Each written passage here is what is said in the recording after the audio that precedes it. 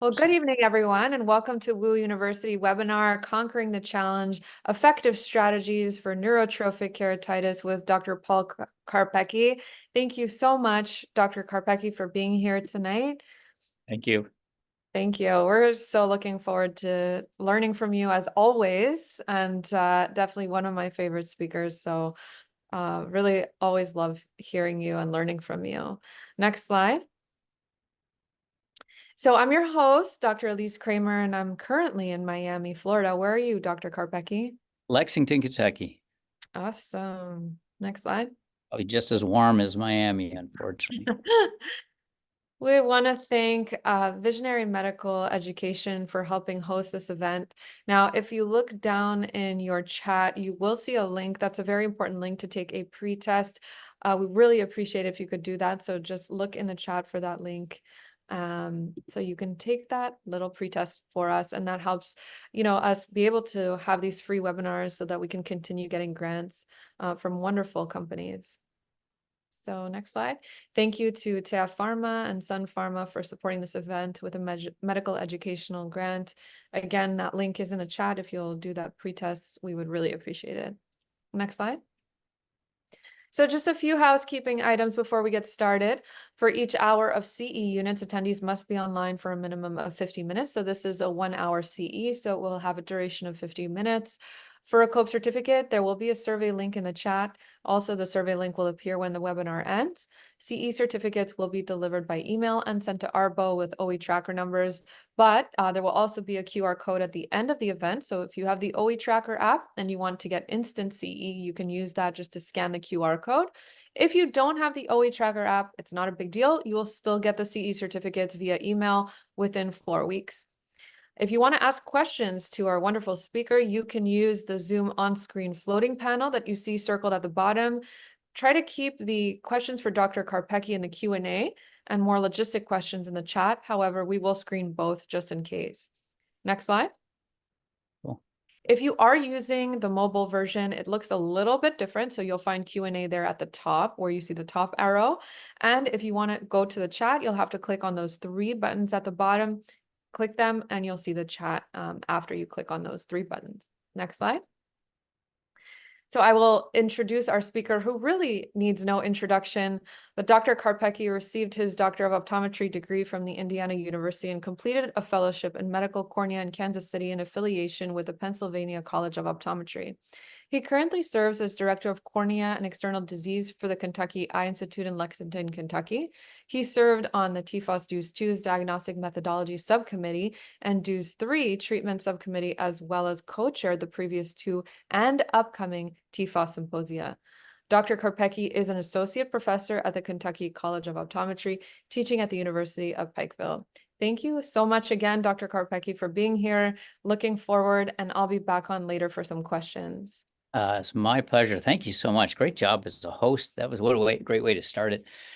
Your speaking ability probably is better than mine. That was so smooth. We're going to take you, though, through a topic that I first of all, disclosures, I should put that up first, but, a topic that I love getting to speak about because we see a lot of it here in Lexington. But these are my financial disclosures, companies to do research with, advisory board, speaker bureau, and all have been mitigated for the purposes of today's presentation. So I want to begin also by thanking Sun Pharmaceuticals and Tea for being sponsors. Always nice when you have companies that step up to provide so that the doctors can attend and get the CE credits and all that's involved. So certainly thank them. Elise, thanks for the great introduction as always, and Wu Yu for just doing an incredible job. And then most importantly, thank you to those who are attending tonight. Always many choices when it comes to education, even online. So I thank you for being here. As mentioned, I practice in Lexington, Kentucky. In fact, I've got the background up because I'm taking this from my office, and I realize how messy my office is. So it's at Lexington at Kentucky Eye Institute, and I head cornea. And of course, this category is going to be a significant amount of cornea. So let's start with a case, and then we're going to end with a case. And I will try to look at the chat. I know Elise will do a good job of that too, so that we can answer questions as we go along. Because I kind of designed this talk so it wouldn't be the whole 50 minutes.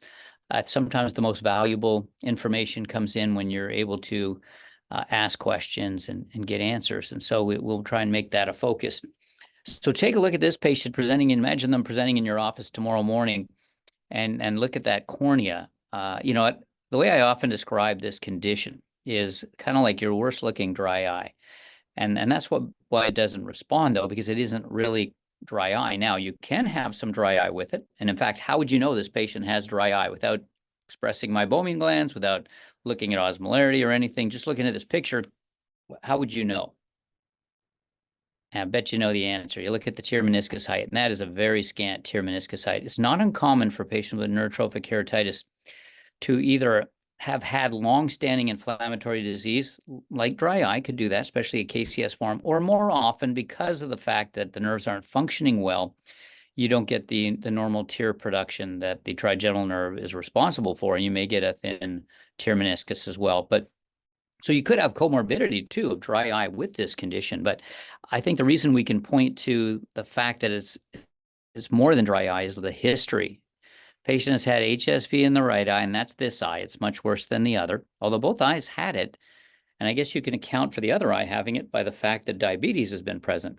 And what's really interesting about this patient is I asked them if they had peripheral neuropathy, like in their hands or their feet. And they commented that they've had that for a long period of time. And they seem to, I mean, you don't have to have peripheral neuropathy to have corneal neurotrophic keratitis, but often if they have it peripherally, the cornea can often be a target as well. Unresponsive to therapy, that tells you a lot. Now, the amniotic membrane worked, and there are many good amniotic membranes out there, cryopreserved, acellular forms. You know, there is a big difference amongst your amniotic membrane, and it helps these patients. And it's often a treatment I may begin with, but they would return after 3 to 6 months. So the patient would get a nice response from the amniotic membrane, but unfortunately, back to recurring symptoms. And what's the number one symptom this patient probably has? And you could be thinking of a lot of things because they have dry eye, that thin tear meniscus, they have a lot of staining, they look like they should have photophobia. But in the case of this condition, remember the title is The Challenge of Neurotrophic Keratitis, they often complain about just blurred vision. And you look at this eye and say, how could that be your only complaint? Now, this patient did have some photophobia as well to go along with that. And she'd been on dry eye therapy for 4 to 5 years, hence the dry eye. And diabetes, over 50% of patients who have diabetes have some level of dry eye disease. I think depending on the study you look at, it's anywhere from 50.4 to like 56%, maybe for more advanced patients with diabetic retinopathy. And for some reason, the more severe the diabetes, it tends to have a slightly higher incidence, but not a lot higher incidence of dry eye. And I would describe this cornea as more a punctate epithelial keratitis. I know it's semantics because superficial punctate keratitis is kind of on there. That does look superficial as well. But when I start seeing those dark areas in amongst fairly confluent staining, then I can, you know, right away pretty much kind of put that in the PEK camp. But I don't think it really matters how you diagnose it, SPK or PEK. You knew that there was staining. You knew there was a vision as the main complaint, not a lot of pain or discomfort. And if you really want to light up, well, not so much cornea, but the conjunctiva, get a number 15 yellow Ratten filter. At least 15 is the one that works for me. Use your cobalt blue light, and it'll just magnify the image. It works better on the cornea too. Like it'll enhance the image. And I could tell this patient is imaged with that 15 cobalt. It's a yellow filter, but it's 15 yellow Ratten filter and the cobalt blue light. And you just place that filter between slit lamp and the patient's eyes, and you can light it up like this. So it helps you to really see what's going on. I had a technician who taught me that like 10 years ago. She said, so Dr. Pecky, why don't you get a Ratten filter? Like, because I had this new camera thing and the images weren't coming in. And I said, oh, what? I've heard of that, but which one? I mean, she went and bought one. She used to be a photographer professionally.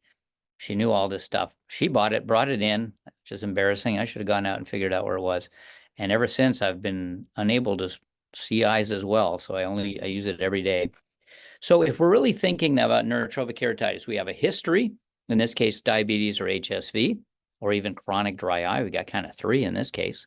We have classic stain without pain, which is a hallmark in the history of itself. We have the classic picture of what a neurotrophic keratitis looks like. I mean, maybe more classic as a persistent epithelial defect, but stage 1, corneal staining is classic too. Even an ulcer might be considered classic, which is stage 3. And then you have to confirm it. And what's the best way to confirm it? And that is, I don't have to hear everything I'm saying here. Hopefully you're still hearing me though, is to just take a dental floss and try to touch. Most people, if you poke them in the eye with a, Well, that came back on, but yeah, if you do poke people in the eye, they're going to feel it. close to the edge, will really jump out of their chair. So what I do is I look at three things when I poke them in the eye with dental floss. You could use a cotton wisp. If you're really advanced, you might have a aesthesiometer. I used to have one for research, but they always take them back. So I like dental floss. It's unwaxed. I was doing a workshop for New Tech, a conference that with the Intrepid Eye Society that they do each year. And they gave me the neurotrophic keratitis station, and I wasn't expecting it. So I said, well, I'm going to need some things. Can someone go out before tomorrow's workshop and buy some dental floss? You got to be a little more specific when you say that. I got mint flavored ribbon floss. Didn't work very well. But you really need the no flavors. You need to have the dental floss that is fairly rigid and being unwaxed. Wax is probably fine too. I'm holding it a little further than I normally do. I would say probably hold it about a half an inch. Maybe that's a little bit better to be able to test it. Now, sometimes I'll hold it far away and then go closer. So I always start inferiorly, and the reason why is that they can't see it coming. Because if you start in the center, they're like, oh gosh, I should feel that, so they're not sure. So they do often mention it, maybe they're not feeling it. So I don't want to start in the center of the pupil. I begin inferiorly where they can't tell it's coming in, and then they notice, did you touch me? And so that helps them understand what we're doing. Then I do 3 o'clock, 9 o'clock, center, and 12. Center last sometimes, so it makes it easier, but that's 5 regions or 4 regions in the periphery and 1 in the center. And you're wondering, why do you do so much? There's different bundles. Like a person who suffers from exposure keratitis often gets neurotrophic in the inferior area, and there's a bundle of nerves for that. And they're pretty much full sensitivity centrally. I had a patient like that yesterday. That inferior cornea had a persistent epithelial defect, completely neurotrophic. Her eyes didn't close, yet she had great sensitivity superiorly and in the center, and even 3 and 9 to some extent. Second thing I look for is the patient like this who says, I don't feel it, but they blink. Watch how this patient blinks. There's some sensitivity there. So that is definitely telling us there's sensitivity that's present. In the eye with a, so kind of a good way to look at it as well is to check for the blink reflex. If there's no blink reflex, that's absolute complete aesthesia. 3 would be full levels of sensitivity. 2 is they don't feel it. 1 is they don't feel it, but they do a little blink. So there's a little bit there. It's important to do that because most, like especially in Kentucky, if you want to get amniotic membrane approved, you have to show corneal sensitivity loss for Anthem. And different insurances are different in what they expect. So we will do that on all patients. I also like to tell my staff to, we only use the, I don't want to say the name of it, is it CE, but the rebound tonometers, the ones you don't need any anesthetic for. That way, if I have to test, because I'm not going to have them test every patient, that'd be tedious and hard to do. And I'm not going to test anybody who doesn't have corneal staining or a persistent epithelial defect or an ulcer. So I'm only going to test it in the lane. And if they've already put proparacaine in or fluoresce with binoxonate, it's too late. So not that you got to invest in a rebound tonometer, but they sure are handy and fast and easy, and they save a lot of time, and you can still manage ocular surface disease well. So anyways, vision loss is the hallmark sign of a neurotrophic keratitis, which is a degenerative disease, and all stages tend to complain about blurred vision.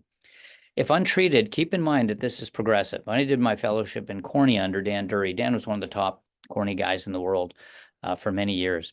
And I've been very lucky. I think I've worked with probably 3 of the top 10. He was certainly one of them. He trained, many famous ophthalmologists, George Waring, Vance Thompson, some good people. But anyways, we would, back then in the mid-90s, we would unfortunately watch these patients with NK continue to progress with this degenerative disease. We'd like lubricate the eyes, we'd put punctal plugs in. Those things all help. Bandage lenses. And all we were trying to do was just slow down the progression. And eventually it progressed so much that we would have to take conjunctiva from the nasal side across the cornea and suture it on the temporal side. I know, barbaric, but that was the only way we could keep the cornea from being perforating. So, in my mind, I just remember the progression of this disease and how do you slow it down. Today, we can actually somewhat reverse it, which is exciting. And many times fully reverse it, at least for a period of time. I've seen patients now beyond 4 years that it hasn't come back. And so things have really come along in a great way compared to what it used to be back then. So basically, the challenge here is that this is nerve malfunction. And when the nerves don't function, I tell patients that means they're not sending a message to your brain to fix what's going on. And that's why this abrasion that's on the center of your eye is not healing, or this ulcer. I often remind them of patients with diabetes where they have a foot ulcer that just never heals. That's the same, neurotrophic issue. But in the case of the eye, it's the trigeminal nerve that's damaged.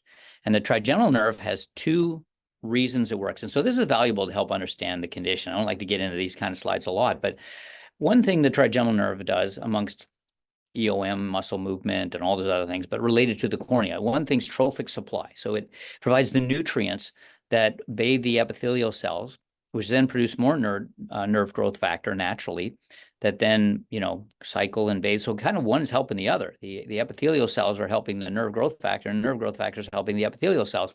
And that's that trophic supply. And then the impairment of trigeminal reflexes, like your blink reflex. You'll notice a lot of patients don't blink as much who have NK. You'll notice that patients who have Parkinson's, I had a gentleman with Parkinson's in my clinic yesterday who there was no blink. He was completely neurotrophic. But he truly doesn't blink. I had to look at him for 2 or 3 minutes, and I don't remember seeing a blink come in. Sadly, a really nice man too. Always those nice patients. But anyways, it's all responsible for tear reflexes, and that's why you often see that thin tear height as well. Then if you don't get the trophic supply, you get these epithelial breakdown or alterations. You get impaired healing, like I talked about earlier. I tell patients if the nerves aren't working, they can't tell the brain to heal. And so you get this impaired healing. The blink rate and the tear production goes down, and eventually you get essentially a corneal epithelial breakdown. It can either be punctate keratitis, persistent corneal epithelial defect, like an abrasion that doesn't heal, or an ulcer. Those are the three patterns. To the left there, I think that looks like a persistent corneal epithelial defect, but any of those three are NK. And the reason I bring that up is because I do want to kind of go back over how we figure out this disease, how we make this very non-challenging when we see it. Because I do get patients who get sent in where the doctor has been frustrated treating the dry eye and it's not getting better. And it's because it probably was dry eye, but now it's neurotrophic. And that is a different approach now to managing this patient. So 3 clinical findings to diagnose it. One, and these are important, because if you don't have all 3, you probably don't have NK. Like, for example, a patient who comes in with extreme pain, and I get these patients all the time too, whose cornea looks like the patient in the first case here, and you're thinking that's neurotrophic keratitis, then you're like, well, wait a minute, she's in extreme pain. That's not neurotrophic keratitis. That's just severe ocular surface disease, severe dry eye, other things going on that can cause that toxicity from medications. Now, if those things happen a long time, like a person on a glaucoma medication who has some toxicity with multiple drops, eventually the nerves will shut down and you will get NK, but in the early stages, you'll have symptoms. That's not neurotrophic keratitis. So the history has to have some sort of history of a disease that would cause this, like diabetes, herpetic disease in the case we just saw. Could be multiple surgeries of the cornea. Could be surgery around the eye that cut the trigeminal nerve. Lots of things can do it, stroke, etc. And you have to have the lack of symptoms to go along with significant signs. And so that's the history. The clinical presentation has to be there. Otherwise, there's no point in doing your sensitivity testing with your dental floss or your cotton wisp or whatever you want to choose. Some people use tissue too. All of those are options. But I like that dental floss so I could see where I'm going with it a little easier. And it's cheap. It's the cheap dental floss, not the fancy ribbon minty stuff. And so you could get like 2 for $1 kind of thing at places. So anyways, stage 1 is punctate keratitis. Stage 2 is the persistent corneal epithelial defect, often with rounded edges. And stage 3 is the corneal ulcer, in this case, neurotrophic ulcer, not infectious. Now, I've got the history. I got the symptoms that don't correlate. There's none of them besides blurred vision, maybe a little light sensitivity. And I've got the presentation. I'm going to get the dental floss out to confirm it, or a cotton wisp, and that's where I'll check 5 areas. Never begin in the center is a good little way to make sure you're there. So what are the history etiologies of neurotrophic keratitis? If you have to have one of these in order to put this all together, what's out there? What can we have? Well, the number one, probably by a wide margin, is herpetic disease. This can include herpes simplex. It can also include trying to look at the chat and I can't find it. You know, Elise, you are going to have to be the chat monitor for me. I don't even know how to get to it. I thought I did, but when I I started, got you covered. I got you covered. awesome. Infectious, typically herpetic. Also keep in mind zoster. Shingles is probably the most inflammatory condition that many of us deal with when it comes to the cornea and even the anterior chamber. Iritis is present in 43% of all herpes zoster ophthalmicus cases. That's just how much inflammation is there. That is a beast of a inflammatory condition when the eye is involved. And there's actually more people who go on to neurotrophic keratitis after herpes zoster, something like than there are of, no, I take that back. There are more with simplex, I'm wrong, than there are with zoster. With simplex, it's probably in the low 30% on one study I saw, and zoster, it's about 17. But the inflammation's so strong in zoster that we have to keep that in mind, that it could damage the nerves as well, versus in, you know, the case of herpes simplex, where it's just prone to damage to the nerves as kind of a hallmark of the disease. So ocular surgery, and this is interesting because you could, in really rare cases, get NK after one LASIK. It's called LASIK-induced neurotrophic keratitis link. But they say it's like 1 in 6,000 people. It is extremely rare. So when is it not rare? It's not rare when you've had multiple surgeries. I had a patient, I should have taken her case about a month ago, who was a high myope, had LASIK, then had a enhancement, I think with PRK, because there wasn't enough room to do it. Unfortunately, being a high myope, she developed a cataract, retinal detachment. They did a buckle, which led to a cataract, and then she had surgery, and she came in with a persistent corneal epithelial defect. I'm still working on healing about a month later. Unfortunately, that's the kind of multiple surgery where you started thinking about NK. Chemical use, if someone stole your topical anesthetic, like they decided, wow, this makes my eye feel good, I'm stealing this doctor's proparacaine, you can count on them developing a neurotrophic keratitis if they use it for any consistent period of time. When we think about drug toxicity, I think of glaucoma. Unfortunately, prostaglandins, which are the mainstay of treatment, are extremely inflammatory, pro-inflammatory, and they'll damage those nerves over time. And then BAK can also cause some issues that play a role also. And then, as we talked about, chronic ocular surface inflammation, some of your severe Sjogren's KCS patients, you'll start to see them going from inflammatory to kind of a mix between inflammatory and neurotrophic to fully neurotrophic at some point with that disease. So the ocular herpetic by far is the leading one. Multiple surgeries is probably number 2, and then a whole host of other ones that come in as 3. Systemic, you probably know this one because diabetes is the dominant. Peripheral neuropathy is common in diabetes, not overly common, but more than any other condition I'm aware of. And the cornea is not immune to that. MS is another cause, which makes sense because the nerves can get damaged of NK and can be a presenting sign. Usually it's a sign in a patient who already knows they have MS. And then rarer forms like vitamin A deficiency, where they get the Bitot spot for the French, but then in there for you too, Elise. Leprosy, amyloidosis, rarer forms can do it too. So think herpetic, think diabetes, and then think about multiple surgeries. That's your large majority. Now, you can also get it from a stroke, or even, as I said, a procedure around the face where the trigeminal nerve gets cut. I've had 3 patients with an acoustic neuroma being removed. I guess that must be, obviously it's acoustic near the ear area or near that nerve, but somehow the trigeminal nerve, I guess, can get cut when they do that procedure, and it can lead to NK. So that may be one of the, I don't know, the benign tumors that can sometimes cause it, but I guess any facial surgery could. And then stroke. Often if the patient has stroke on this side, the NK will be on this side. At least that's what I've seen in the few patients that I've had NK post CVA stroke, like a stroke. There's some genetic ones too, but Riley-Day syndrome, stuff like that, that maybe some pediatric optometrists have come across. I'm not really familiar with a lot of those. And then, as we talked about, you have to have a classification. And this is important for 2 reasons. Reason number 1, if it's not there, it's not NK. If it's not that severe staining as in the top picture, again, not very well lit up, but you can see it, then it's not NK.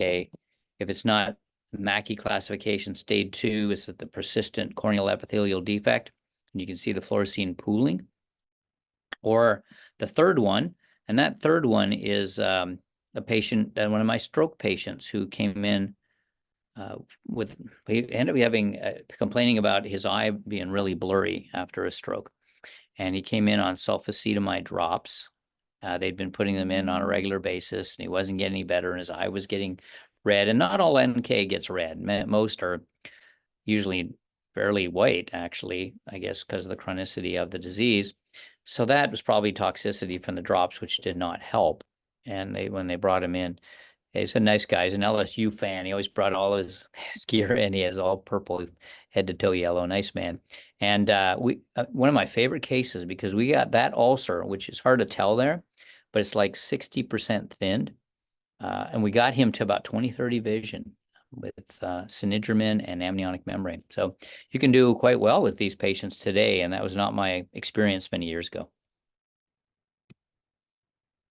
Now, what are the options for treatment? We've made the diagnosis based on the history, the lack of symptoms to go with the signs, the classification you just saw, one of those three presentations, and then we confirmed it with our dental floss or cotton wisp. Cotton wisp often just use like a Q-tip to wisp it. I think that patients like seeing that. I had wisped one with my fingers, and a patient's like, "Are you using your fingers to do that?" It was soon after COVID, people got a lot more paranoid. And so I've been using I just go back to dental floss. It seems like they're getting a fresh strip each time that way. So there are other treatments besides the two I kind of mentioned, which are in here. Number one is just a lot of lubricants and preservative-free. Obviously, you don't want any BAK. I don't even think you want any of the dissolving preservatives you can help, but these have to be the little vials. Ointments really do help as well if they're preservative-free. Or gels. They're not typically seeing much out of their eye, so it's not, the ointment's not going to hurt with blurring their eyes too much more. Antibiotic ointment could be used too. I never find erythromycin as much of a really good antibiotic, but it is a good bland ointment, so to speak, too. So that could be another one, especially when you're dealing with a patient who does have a persistent epithelial defect. You're getting enough antibiotic there to help out. It's usually not the rare resistant forms that'll cause an infection, but hey, you never know. Rare stuff does show up in our chairs. Punctal occlusion. There's actually a study showing the benefits of punctal occlusion in neurotrophic keratitis that I've seen. And so that will, obviously play a role in helping. And that patient with the thin tear meniscus, in that first case, great candidate for punctal occlusion. Bandage contact lenses, that's what we used for years before amnion and other things. It's a passive way of helping to heal the eye. I've had some patients do very well in those with NK. And, I usually have them wear them for about a week, and then we replace them. We'll talk about that in a moment. If you're replacing them, how to take them off, which I know you've all been doing for years or decades, but breaking that suction with like forceps may be a better way to do it. Sleep strips. This is a new technology that's latex free, hypoallergenic, oxygen permeable, little, like people wear nasal strips to kind of sleep better and breathe better. These are ones to close eyes when you have like exposure keratitis that may cause NK. I'm a big fan of serum tears for NK. It's one of the few ways I can get nerve growth factors into the eye, aside from amniotic membrane or Cenegermin, which we're going to get into that in its own slide. That's why it's not on here. Cenegermin is the drug approved for NK. Cytokine extract drops. I was talking to a Canadian colleague of mine and who called me and said, well, I don't have, I can't get to a place that can do, serum, and I don't have Cenegermin. Should I try these cytokine extract drops? I can get those up here. And I'm like, yeah, those seem to work well. They have amnion in them. And other things derived from growth factors related to placental tissue. So give it a go. And he called me back or emailed me back and said, it's working. This patient's persistent corneal defect has closed. Her vision is improved by about 5 or 6 lines. So that is certainly an option if you can't get serum tears. Now, there are national outfits around the country that make serum tears. They go to the patient's house, they draw their blood, they process it, they replace it every month, 6 weeks or so. There are a lot of good options today, but I will tell you that what they want from you if you're ordering serum tears at these national outfits or even eye banks, they'll say what concentration, what percentage serum do you want? While 20 and 25% is great for dry eye, you probably need 40 to 50% for neurotrophic keratitis. At least that's been my experience. I don't get far with the 20%. I do great with 20% in my dry eye patients, especially my KCS, but not my NK. I have to go 40 or 50% If you're in a place that can get platelet-rich plasma, that's going to heal an epi-defect or an ulcer better, but it's hard to get that.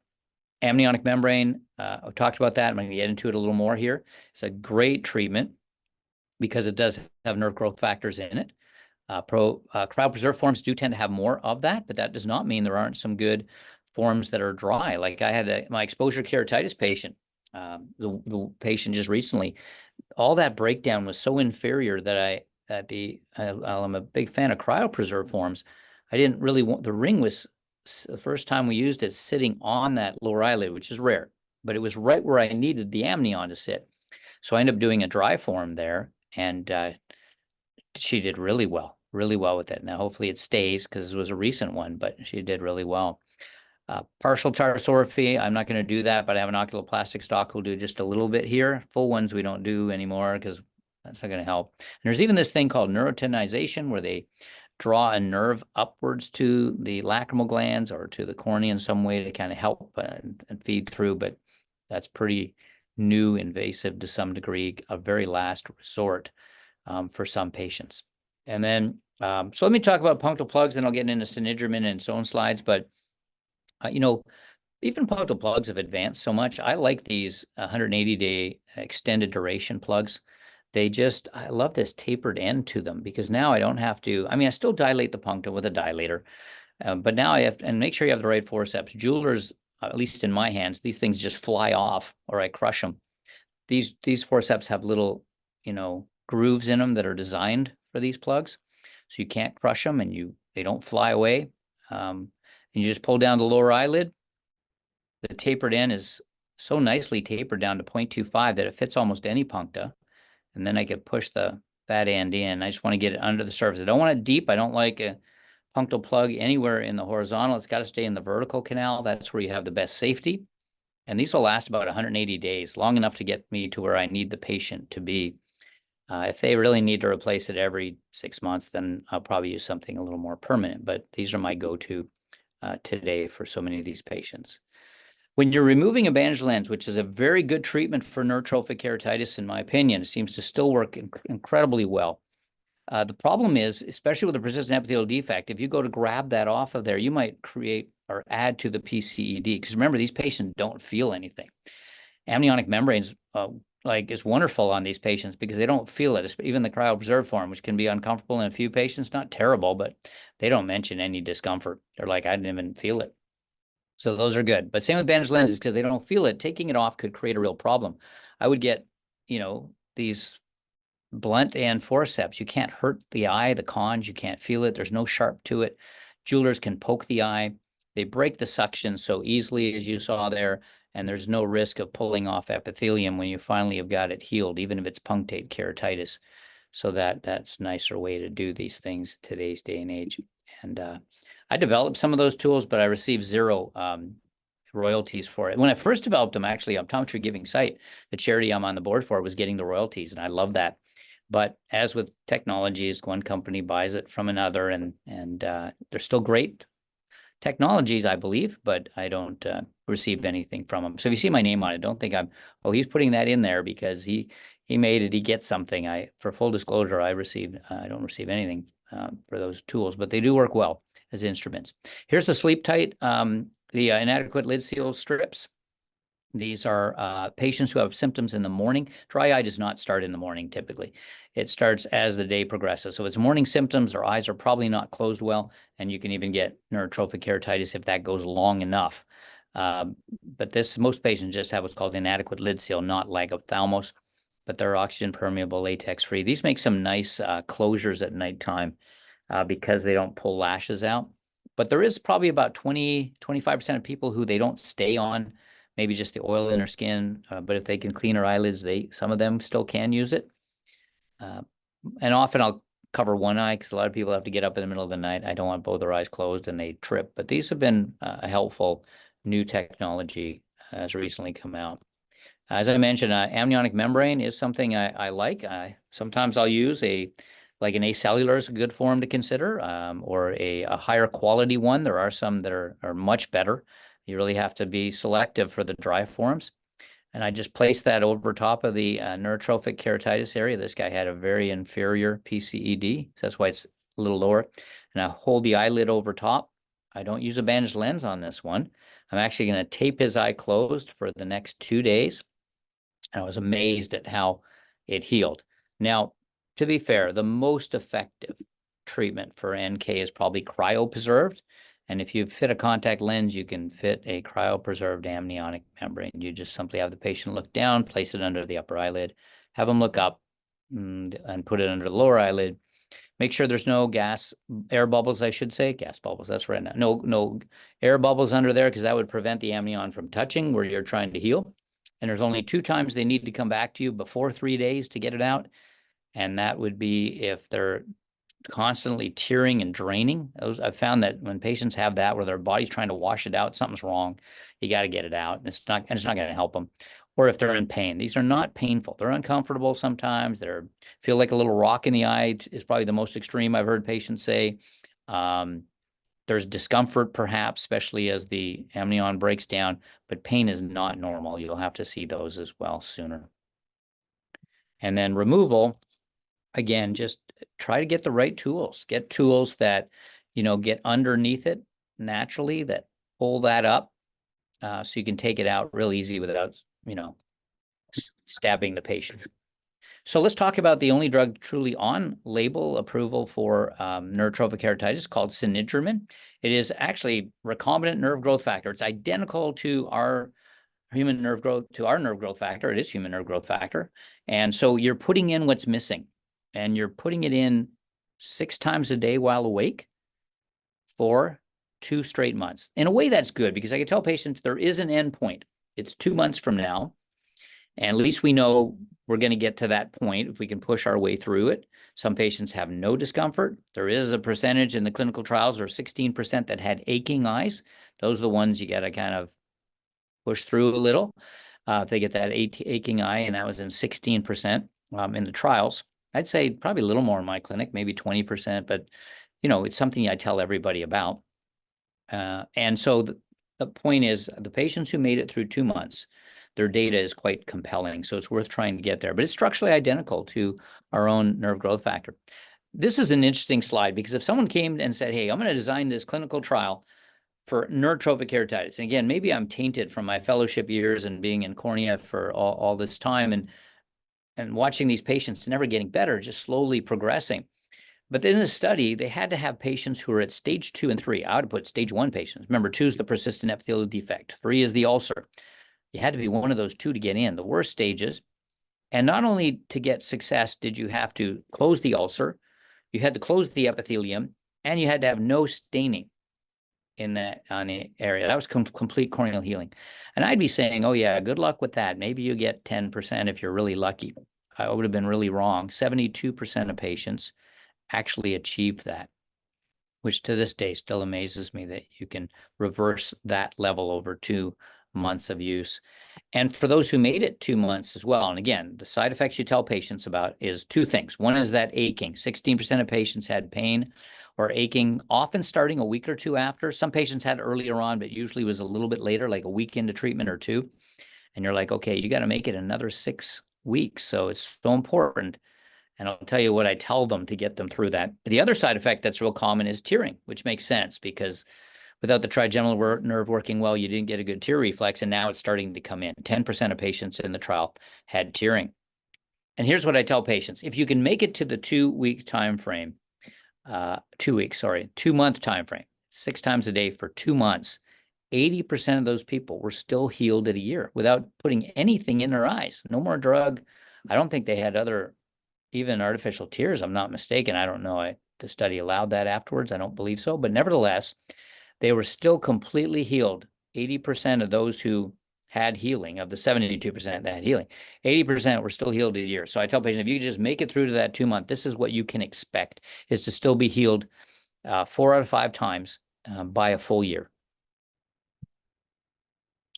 This is a very common treatment response. I try to bring patients back with a persistent epithelial defect a little more often, because I want to make sure they don't have any infection occurring, because that's an opening for an infection with a persistent corneal epithelial defect or the ulcer. So my follow-up for those will actually be a little more frequent, maybe even once a day at the beginning, and then, maybe once a week after that. I do keep these patients on antibiotics. I try not to use any other drops when I'm doing Cenegermin, because they're putting drops in every 2 hours. I don't need them to think about adding more. Maybe just something at night, I guess, if you need something overnight, like a bland ointment or an antibiotic ointment. But nevertheless, we wouldn't want to use a steroid with this or anything else that can confound the drug. So I will still use an antibiotic if there's a persistent epithelial defect. So this patient I might see on 2 days later, then 4 days later, then a week, and then I'll see them at 4 weeks. The person with corneal staining alone, stage 1 of NK, I'll wait 4 weeks, see what they look like then. And this patient, there they are at 4 weeks. I can see where the epithelial defect was. They're just looking up a little higher in the second image. It's now closed. And then by week 8, they still have punctate keratitis in a few places, but the persistent epithelial defect area is completely healed, very little staining there. This is realistic to what I'm seeing. To me, this still is remarkable. You will have some with complete clearance, like the study showed at 72%. All right, let me take you through a study in about, and then we'll open up for Q&A in about 5 minutes, and we'll try and take 15 minutes of Q&A. But 62-year-old female patient referred for severe dry eye. Good recommendation began because I think this patient did suffer from that, but her main complaint was not eye dryness, wasn't photo pain, it wasn't irritation, gritty, burning. It was just, I can't see well. And I'm an avid reader. I've not been able to read for over a year. It's just killing me to not be able to read. It's what I've always done my whole life. And that was her motivation. Can I read again? She's using artificial tears every 2 hours, pretty faithful to it. Erythromycin ointment at night. That must probably referred, is not negative. A lot of MDs use erythromycin a lot. It's just something I think they were taught. So it's probably an MD referral. History of and that's not a bad choice, especially if there's a PCED. History of cataract surgery 8 years ago. Diabetes, those have been around for 20. I don't know that one cataract surgery, if they've never had another surgery, is enough to cause NK, but sometimes that combined with diabetes and peripheral neuropathy history, that could do it, especially a longstanding history of 20 years with retinopathy. And she's showing it. Vision's 2200, in the right eye 2100. I can improve both eyes to 2100. The right eye got to 2100, but the left eye didn't improve. It was still at 2100. So what do we see? And what class would you call this? Is this stage 1 NK? Is this stage 2? Or is this stage 3? It's actually kind of interesting because if you look at that top picture, there's a little area where there's a little more staining, but it's still stage 1. It's approaching stage 2. Those areas where you get, it almost looks like a little V. I don't know how to point it out on the slides there, but in that, if you look at the top image, right around 4 o'clock on the cornea, there seems to be a little more concentration. That could lead to a PCED. Usually you will follow in that area, but this is stage 1 at this point. I see a little dry eye, but not a lot. That's not a bad tear meniscus height. It's not great, but it's not bad. The patient definitely had dry eye at some point, but they've worked with that part well. Expression was good. I use the scale that 3 is perfect and 0 means no expression. So a 2+ is almost perfect, but that's grade 4 staining in both eyes. And she had no sensitivity, no blink reflex. And that included inferior, central, and if you do it in order, inferior, 3, 9, 12, and central, all zeros, both eyes.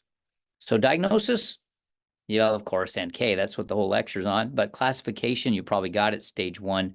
I think that's at risk for stage 2. If I look at that area around 4 o'clock, I bet if we just left that, we're going to have a PCED in there at some point, maybe a month, maybe 2 years from now, but probably right there is where it would happen.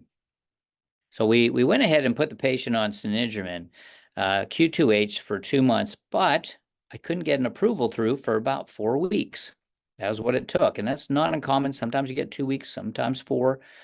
So due to the timing, the patient really was desperate. Wants to read again. Anything you could do would help me. I'm open to it. So I went ahead and said, okay, if we're not going to get this for 3 weeks or 4, in her case it did take 4, some are quicker. Let's go ahead and get you on an amniotic membrane first. And she was, this one cryopreserve is good because they don't feel it too much. I still continue the preservative-free artificial tears she was on. I thought that was a good recommendation by her doctor. I don't think I need erythromycin ointment except if it's helping her eyes close at night. But I also did punctal occlusion. Now, you should try to do these on separate days. And I'm not saying it's, making it more profitable for doctors. It's just the way the insurance systems are set up. You can't do both on the same day without only getting paid for one. So I would separate them out. And I went ahead and did the punctal occlusion on that visit with the extended duration plugs. At the time, we didn't have the tapered edge, so I used the other one. And then I went ahead and brought her back for amniotic membrane, because I still had to get that approved, but that went through a little quicker. And then the Cenegermin showed up at about a month. And that was our process for this patient. So once again, try to find the right instruments. These are really key. See the grooves in them. They'll be able to hold on to them a lot easier. It makes this procedure so fast and easy. Reimbursement's the same, no matter what plug you put in. There are some even lacrimal fillers that are used today that are made of cross-linked HA. I like the tapered plug over this plug, but they're both pretty awesome in my opinion. I think they're a big improvement. They don't rub on the cornea, which I don't want to have in an NK patient who can't feel it, like a surface plug. And so here she is at 1 month. So far what we have done is we haven't tried the Cenegermin yet. We're waiting on that. So this is just amniotic membrane, punctal plug. Look at her tear meniscus. It's starting to go up a little bit. Not a lot, but it's a little bit higher. Her vision's up to 20/80. I'd give that a 3 now for punctate keratitis. Not a huge improvement, but she's not reading, but she is noticing improvement. She went with a bland preservative-free gel. She liked that better because she felt like her vision was getting better than when she had the ointment. And we continued the preservative-free tears. Then we started the Cenegermin, and I brought her back at 2 months, which showed a little more improvement. And then at 3 months, now she's going to come off. Oh no, I guess it's only been a month of Cenegermin. Look at that improvement in her eyes. 20/30 reading, awesome. I'm not just showing you my best case to say, hey, wow, look at this. This is not uncommon with our availability of technologies with serum tears. I'm going to put her on serum tears long term. That'll be the ideal way of keeping nerve growth factor in the eye. And so she'll have that. Now, I may go to 25% or 30% now because she's doing so well, treat it like a dry eye. But at the beginning, I would do more like a 40 or 50% if there was a PCED there. Most recent visit, 2025, I feel like she should be better than that. She didn't probably try hard enough. Look at that cornea. Looks great. Grade 2 SBK, yes, but that's only inferior. Maybe we could do a sleep seal to get rid of that. But she can now read. She's thrilled. Everything's working well. And it's just kind of the fun when you get to be able to have that kind of impact on patients' lives.